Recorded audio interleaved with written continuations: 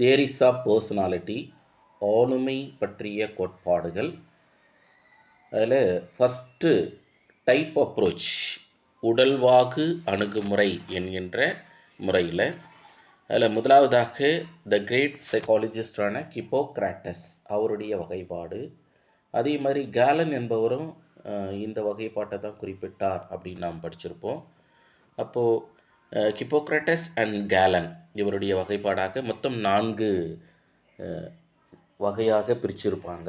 அது எதன் அடிப்படையில் அப்படின்னு தேடும்போது மைண்ட் செட்டு, அவருடைய மனநிலை, ஒவ்வொருவருடைய மனநிலையின் அடிப்படையில் அவருடைய ஃபேஷியல் எக்ஸ்பிரஷன், முகபாவனை வெளிப்படும். நம்ம கூட வகுப்பறையில் சில ஆசிரியர்களாக டே தூங்கு மூஞ்சி, டே சிடு மூஞ்சி, டே அழு மூஞ்சி இப்படிலாம் பெயர் சொல்லி கூப்பிடுவதை கூட நம்ம பார்த்துருக்கலாம்.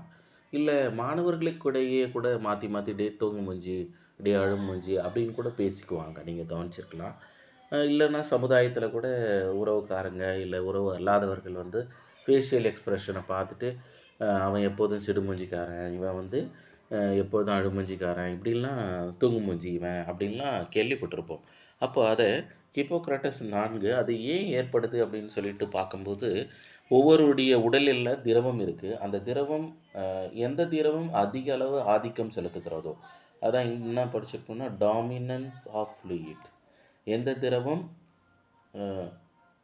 ஓங்காக இருக்கிறதோ அல்லது ஆதிக்கம் செலுத்துகிறதோ அதன் அடிப்படையில் ஆளுமை வகையை ஒரு குறிப்பிட்டார். முதலாவதாக பாருங்களேன், பல பேருக்கு ரத்தம் அதிகமாக இருக்குது அப்படின்னு, அதிகம்னாக்கா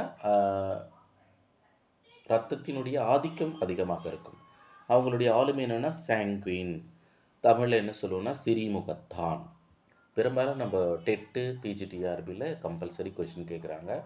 அப்போ நம்ம சிறிமுகத்தான்லாம் தமிழ் படுத்துறது இல்லை, அப்படி நேரடியாக சாங்குயின் அப்படின்னு தான் குறிப்பிட்றாங்க. அதனால் லாங்குவேஜ் ஒரு பேரியர் இல்லை அப்படின்னு நம்ம தெளிவாக புரிஞ்சுக்கணும்.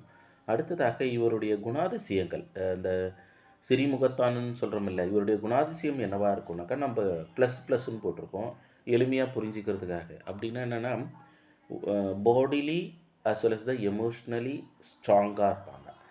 உடல் ரீதியாகவும் மனவேட்சி ரீதியாகவும் பலமானவர்கள் சிறிமுகத்தான் என்று குறிப்பிடுகிறோம். இந்த ++னாக்கா பலம்னு எடுக்கிறோம், மைனஸ்ன்னு கொடுத்துருந்தா பலவீனம். அப்போ ஃபஸ்ட்டு நம்ம பார்க்குறதுல இந்த ப்ளஸ்ஸு இந்த மைனஸு இதெல்லாம் நம்ம உடல் ரீதியானதும், அதுக்கு அடுத்தது இருக்கிறதெல்லாம் மனவேட்சி அப்படின்னு நம்ம எடுத்துக்கிறோம். அப்போ இதன் அடிப்படையில் நம்ம பார்த்துருக்கோம். சில பேருக்கு பார்த்தோம்னாக்கா மஞ்சள் நிற பித்த திரவம், எல்லோ பைல் ஆதிக்கம் செலுத்தும். இவங்க கோலரிக் என்று குறிப்பிடுகிறோம். கோலரிக்னா மிக எளிதில் எரிச்சல் அடைவாங்க அல்லது கோபம் அடைவாங்க அப்படின்லாம் நம்ம கேள்விப்பட்டிருப்போம். இதற்கு என்ன காரணம், அவருடைய உடலில் மஞ்சள் நிற பித்த நீர் ஆதிக்கம் செலுத்துகிறது. இவர்கள் உடல் ரீதியாக பலமானவர்கள், ஆனால் மனவேட்சி ரீதியாக பலவீனம். அப்போது bodily strong and emotionally week என்று எடுத்துக்கலாம். அடுத்து மூன்றாவதாக ஃப்ளக்கம்னா மியூக்கஸ், தமிழில் சளின்னு சொல்லுவோம்.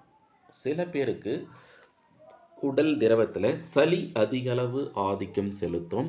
அவங்கள என்ன வகையான ஆளுமை என்று ஹிப்போக்ராட்டஸ் மற்றும் கேலன் குறிப்பிடுகிறார்கள்னா பிளக்மேட்டிக் பர்சனாலிட்டி.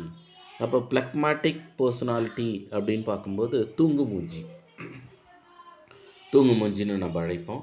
இவங்க தூங்கு மூஞ்சிக்கு என்னெல்லாம் கேரக்டரு அப்படின்னு சர்ச் பண்ணும்போது, இவங்க உடல் ரீதியாக பலவீனம், ஆனால் மனவேட்சி ரீதியாக பலம்.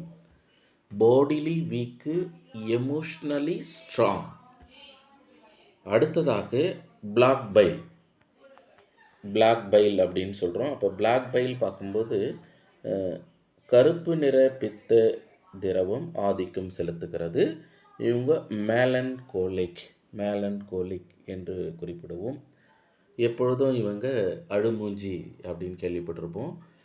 இவங்க பாடிலி அஸ் வெல் அஸ் த எமோஷ்னலி வீக், உடல் ரீதியாகவும் மனவேட்சி ரீதியாகவும் பலவீனமானவர்கள். அப்போ நமக்கு வினாக்கள்லாம் எப்படி கேட்டிருக்கு அப்படின்னாக்கா, ஒருவர் உடல் ரீதியாகவும் மனவேட்சி ரீதியாகவும் பலமானவர்கள், அவர்கள் கீழ்கண்ட ஆளுமையை பெற்றவர்கள் அப்படின்னு கேட்டுட்டு ஆப்ஷன் ஏவில் சாங்குயின், பியில் கோலரிக், சியில் ஃப்ளக்மேட்டிக், டியில் மேலன்கோலிக். சரியான ஆன்சரு சாங்குயின். ஏன்னா சாங்குயின் என்கின்ற பர்சனாலிட்டின்றது ஃபிசிக்கலி அஸ் வெல் அஸ் த எமோஷ்னலி ஸ்ட்ராங் என்று நாம் படிச்சிருக்கோம்.